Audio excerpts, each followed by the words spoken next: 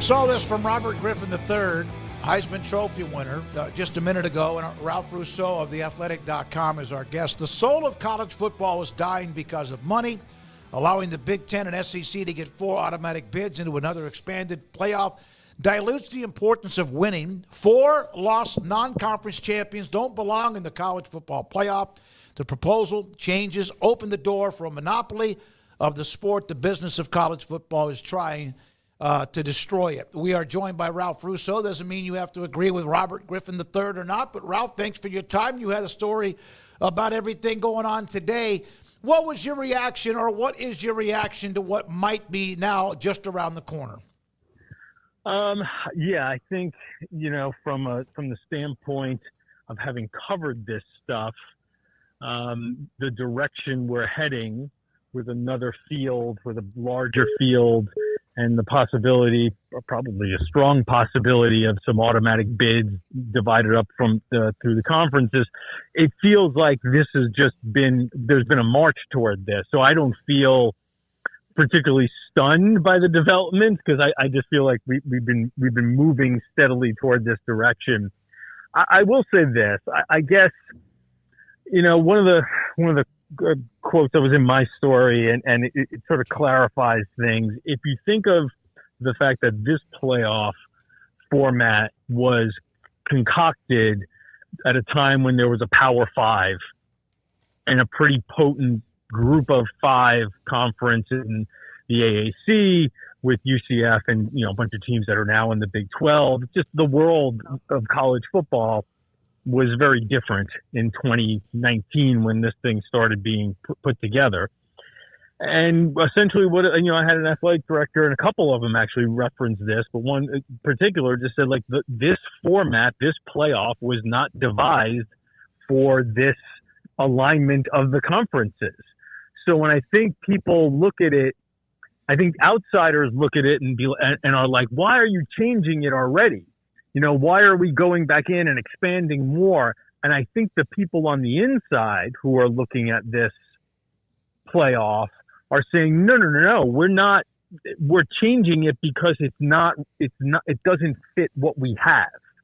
It needs big changes because the world around it has changed. So I think it's the little difference between the way the fans look at it, and I completely understand why they look at it that way, and the way the people on the inside look at it, as if to say, listen, this system, worked a couple of years ago, but it doesn't work now.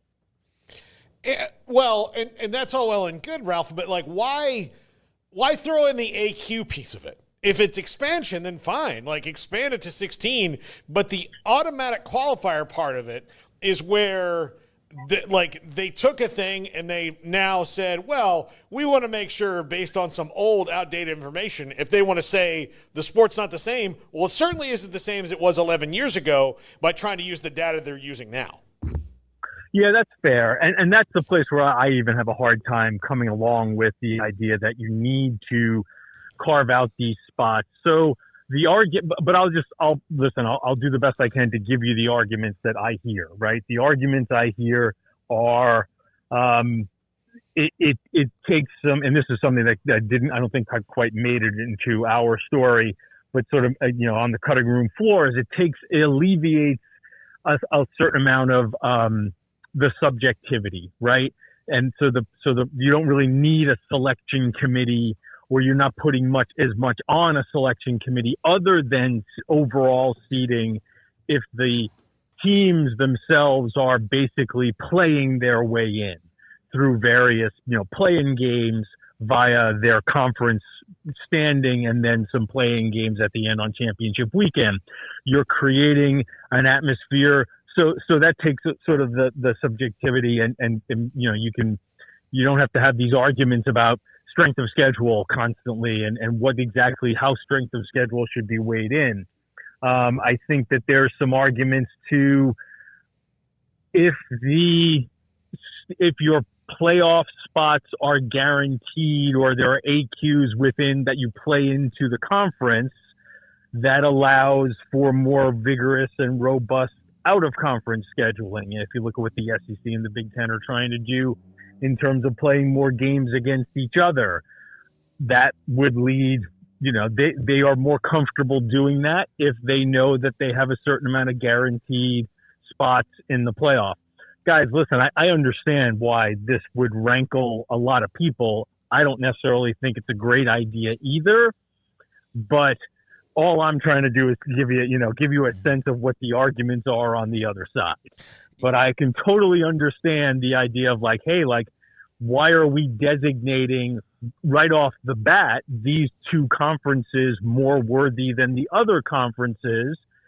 Doesn't that end up being sort of a self-fulfilling prophecy? Don't you end up essentially, if you deem these two more than the other two, what you're going to make it is harder for the other two to catch up. Yeah, no, and appreciate the way you're framing everything and making it make sense for a lot of people. Just the bigger picture on that.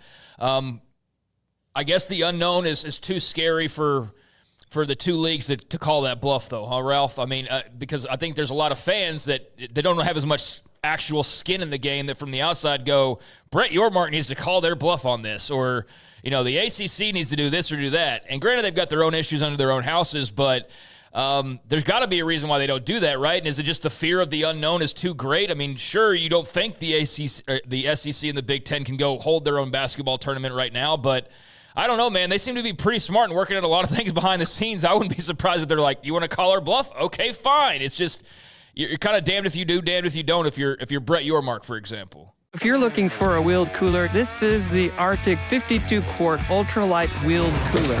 I hauled it on a deck, I hauled it downstairs, upstairs, grass, gravel, sandy road, mud puddles, the whole bit. And I gotta say, it is pretty darn tough. I really do like the wheels and the tow handle. It's easy to hold on to, even when full. It made it 6 full days with ice present, still keeping cool enough temperatures to keep drinks cold. This is a great cooler. And if you're looking for a new wheeled cooler that tows really nicely, this is a great option.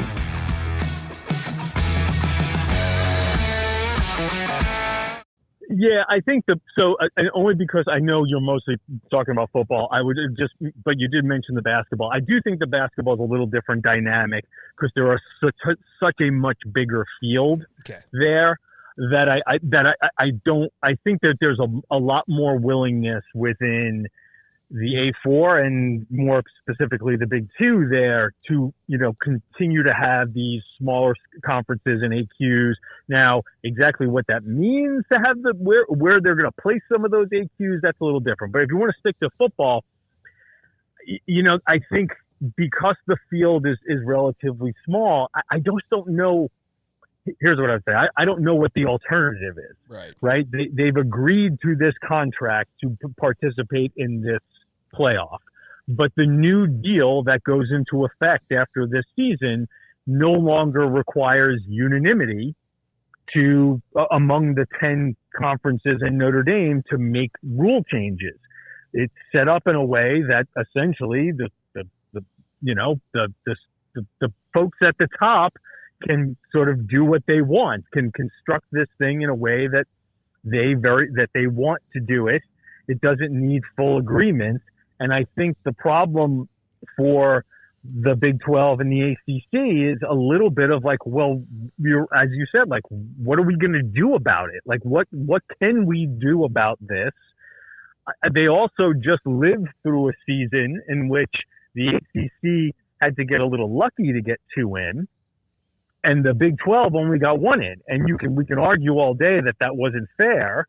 But I think the reality is they see a situation where, hey, if we can guarantee ourselves 2, I mean, if you're the Big 12, that's double what you had this past year. Again, I understand the drawbacks to it. I understand the idea of not playing your way into the bracket, right? Or making it feel like you're not earning it. You're just being handed something and you're not asking those conferences and those teams to earn it. But I also, the reality of having just seen this thing play out, and you realize that maybe it might be tough for the Big 12 to get more than 2 in most years.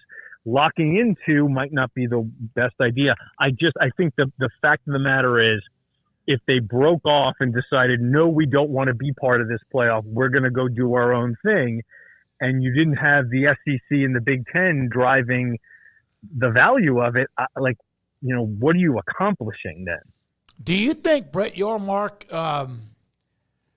and Jim Phillips is the ACC commissioner, but this seems like it's against what we think or what we've learned Brett Yormark is as a fighter, as an inner city, New York City guy that's a fighter. This doesn't seem like something he would do. Yeah, I don't know how much you can fight. You can fight it. Yeah. I don't know if the system is built in a way you can express your dismay. You can say, I don't like this, but if the Big 12 wanted to pull out of the playoff, I mean, I don't think that would be good for college football, but I do think the SEC and the Big 10 would be like, okay, you can go and what are you going to do without us? And what are you going to do about it? And I hate that it's come to that, because you wish it would be more collegial, and you wish you would be thinking more along the lines of serving the greater good. And I think there are folks in the SEC and the Big Ten who would say, no, this is serving the greater good. We are thinking about sort of the greater good. But I can also understand if I'm sitting in Big 12 country or ACC country thinking that's ridiculous, right? Yeah. That is ridiculous. I just don't know what the fight is here or how to fight back when the most valuable to and strongest and wealthiest and the leagues with all the power are sort of exerting that power. What can you do to push back? Yeah, and if you're the Big 12 or ACC and you still may not be happy with 2 because others are getting 4, are you fighting for the group of 5 actually behind the scene? Because they're getting 1. It's like poor, pitiful us, but are you fighting for others who aren't getting much either? No, and you're probably not, right? You're probably fighting to say, well, why don't we go to 16 teams, and that gives us 3 extra at-large spots, and that gives us more possibility, or 2 or 3. The math is like eluding me now. But if you go to 14 and you have your 2, it frees up more possible at-large spots, and you're thinking, well, I'll get my team an extra team or 2 in through that way, like through the at-large field.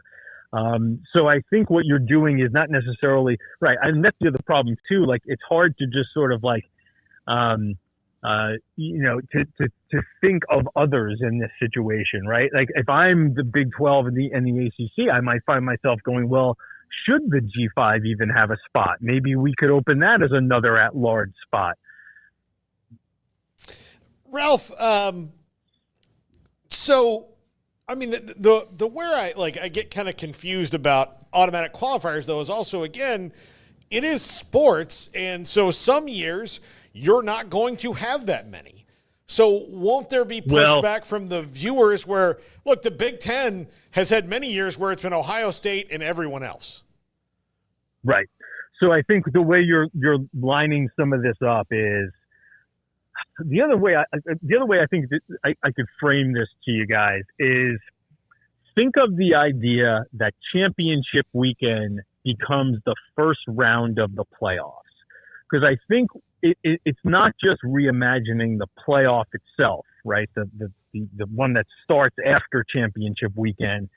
It's this idea that if you're going to come up with 4 teams that come out of the Big Ten or 4 teams that come out of the SEC, what you would then be doing is turning your championship weekend into not one game, but several play-in games. There's a couple of different iterations of this. The one that's been most popular, that's been sort of floating around the Big Ten, is 1 in the standings plays 2 in the standings, and the winner is the champion. The winner most likely gets a bye.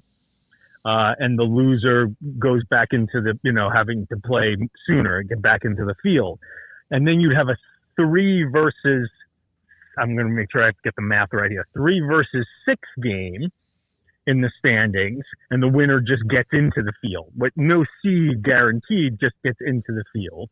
And you'd have a 4-5 game where the winner gets into the field. Now, I've even heard some idea of, hell, why don't we have a 1 versus 8 game yes, the first place team would have to play another game to get into the field.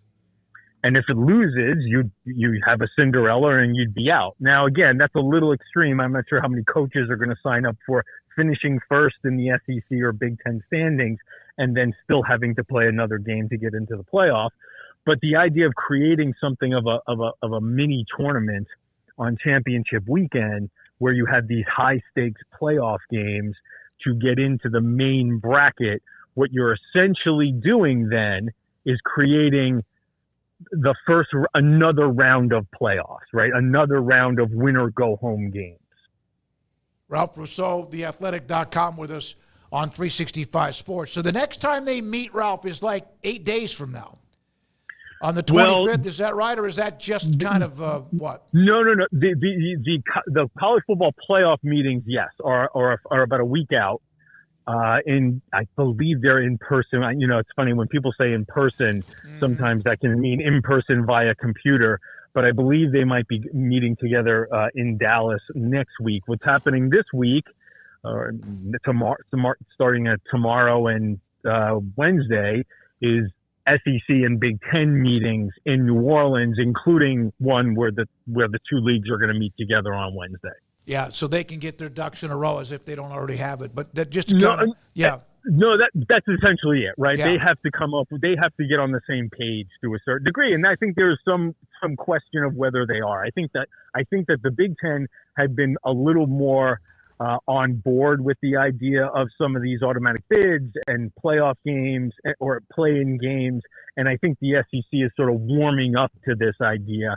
But ultimately, those two conferences need to get, as you said, their ducks in a row. They need to get aligned on where they stand on this stuff and provide a united front going into those meetings next week. Pernetti, with the Big Ten, doesn't come out with what appear to be almost dictatorship type comments that Sankey does.